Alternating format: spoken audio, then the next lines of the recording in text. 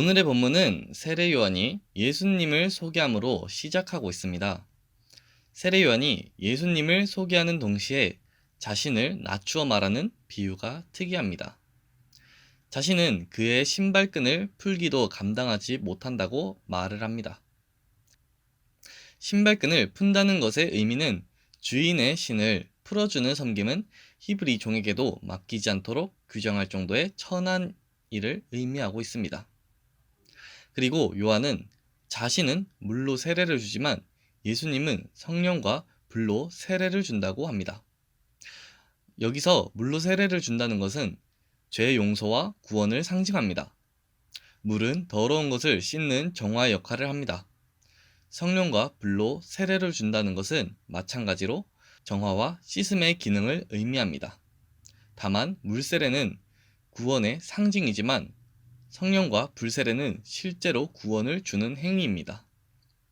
19절에서 세례 요한이 지적한 헤롯의 결혼 문제는 복잡했습니다.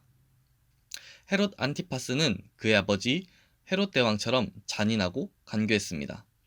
그는 이복 형제인 헤롯 빌립의 아내인 헤로디아를 설득해서 이혼하게 만들고 그녀와 결혼하게 됩니다.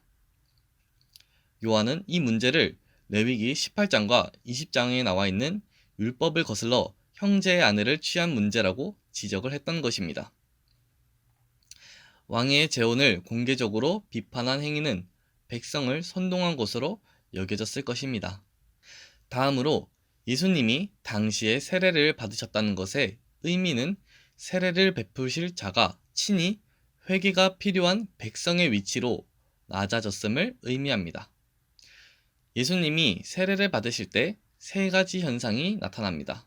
첫째는 하늘이 열리는데 유대 전통에서 특히 이사야서 64장 1절을 통해 하늘이 열리면 하늘의 비밀이 계시되고 천상의 존재가 강림한다고 여겨졌습니다.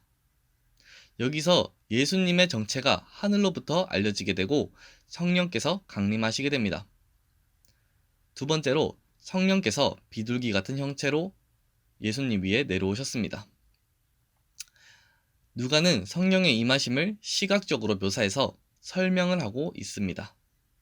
이는 예수님이 성령을 실제로 경험했음을 나타냅니다. 이제 예수님은 회복의 나라를 실현하실 것입니다. 또한 성령이 예수님 위에 임하신 것은 예수님이 하나님의 기름 부음을 받은 그리스도라는 사실을 입증하는 것입니다. 세 번째로 하늘에서 소리가 들립니다. 하늘의 소리는 구약의 언어에 근거해 시편 2장 7절에 하나님이 사랑하는 아들과 이사야서 42장 1절에 하나님이 기뻐하시는 종으로 예수님의 정체를 알립니다. 마지막으로 예수님의 계보는 현재에서 과거로 거슬러 아담까지 올라갑니다. 마지막을 하나님으로 끝이 나는데 이는 예수님은 아담의 아들로서 온 인류에 결속된 아들이며 참 인간이시며 동시에 하나님의 아들이라는 것을 말하려는 것입니다. 오늘의 본문을 통해서 예수님과 세례 요한의 겸손과 낮아짐을 볼 수 있습니다.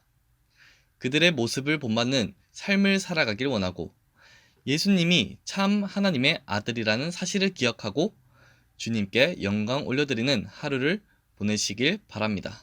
감사합니다.